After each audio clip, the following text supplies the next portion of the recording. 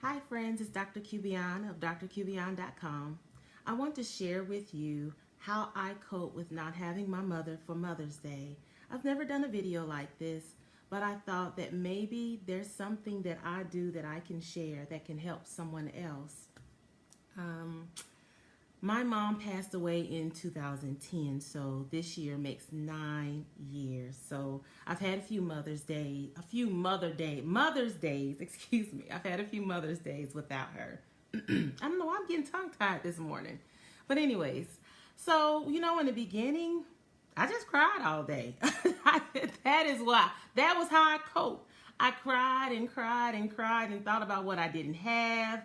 And going out on Mother's Day was absolutely awful.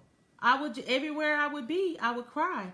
So I just started staying home and felt like it was easier and better to just crawl underneath a rock and wait for the day to pass. And I couldn't stand. I couldn't stand when they would start putting out the Mother's Day things. And they go out early. So I would hate having to go on Walmart and see it, because there would be reminders all over the place. Just remind me, every single Mother's Day sign was a reminder that I don't have my mother. So I started getting smart, and I know in advance what days are hard, what holidays are hard. So I started to plan fun around the sadness. Something that I personally enjoy is a good party. I love a good party. So I started planning parties. Now, Mother's Day isn't one of the more difficult holidays for me. My mother's birthday is. And so I would plan a party around close to the time around her birthday or close to the time around the date of her death. That is how I do it, because it's kind of hard for me anyways, to be sad and down and out and depressed when I have something that I really, really love to look forward to. So I encourage you to use that as a plan, as a tactic to plan your fun. Don't just let this day approach and you have nothing to combat it. Fight it. What do you love to do? Do something that you love on this day. And another thing I did is that I would give and help somebody else, because giving made me feel good. I always find something that makes me feel good. And blessing somebody else some way, somehow makes me feel good. And around Mother's Day, I would just choose to bless someone that was motherless or didn't have their children. And sometimes I would just bless another mom. But just to bless someone with something that they didn't have and make them feel good always makes me feel good. And I'll give you this funny story. And I say it's funny now, but it wasn't funny last year. So last year, leading up to Mother's Day, it was the first time since my mom had passed that I wasn't getting sad being out and about. There wasn't this cloud of depression coming over me as Mother's Day approached. I wouldn't see Mother's Day commercials and be sad and want to click off, or I wouldn't see the Mother's Day things out in the stores and feel sad and down and out and depressed. Not at all. So I thought, oh my gosh, it's over. I'm good. It's over. So that Sunday, that Mother's Day last year, I got up. I had actually completely forgot it was Mother's Day, to be honest. And I decided to go to the nail shop. I'm in the nail shop, minding my own business.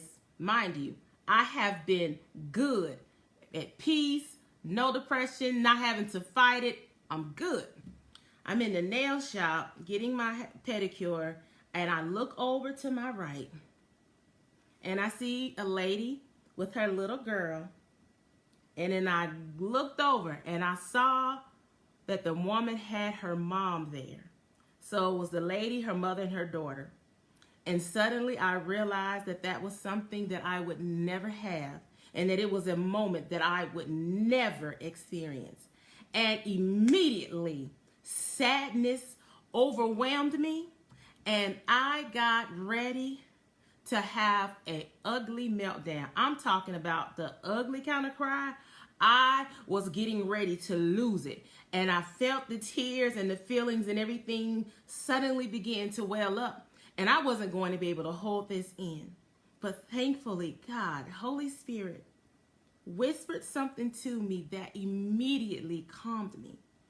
He said, Because of you, many people have their mom this Mother's Day. And I had to stop and think about it. And the Lord was right. Since my mother has passed, one of my missions and my callings and purposes has been to help people that are suicidal. I wish I kept track of the number of people that I helped in the middle of them being ready to commit suicide. And I figuratively speaking, talked them off of the ledge.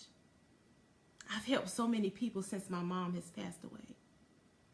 And so when the Lord said that because of me, that there were several people that had their mother this Mother's Day, and I thought about the fact that those people were able to enjoy Mother's Day that day, it stopped that sadness, that cloud of darkness that was trying to come over me began to roll back, and it made me feel better, because I know at least my mom didn't die in vain, that because she died, somebody else's mom didn't. Because my mom died, somebody else's life was saved. So my mom's life was a seed. And so yes, I miss my mother, but I have work to do. You know, as a believer, I believe and know that, man, it's the goodbye to my mom is temporary. I'll see her again one day. And my plan, my objective, what I'm working toward is that when I get to heaven and show up, I'm showing up with a multitude of other people that were destined for hell, because I'm expecting and believing God to use me to help set free a multitude of souls. So my mom's death was a seed. I miss her, but I'm okay. And this Mother's Day is very special for me. It's the first one since my mom passed that I bought a Mother's Day card, because I now have a spiritual mother. And so God has blessed me with that, and I'm grateful. So I hope something that I've shared here today has helped you. Don't be defeated, down and out, and depressed this day. Don't accept it. You can miss people without having to have that cloud of darkness and depression come over you for every holiday, every birthday, every milestone event that they miss, every date of their anniversary. You don't have to deal with that cloud of depression coming over you. Don't accept that. Plan your fun. Thank you, Dee. I appreciate you. So I love you guys. Have a great day, okay? And if I can pray for you or do anything for you, reach out to me. Bye.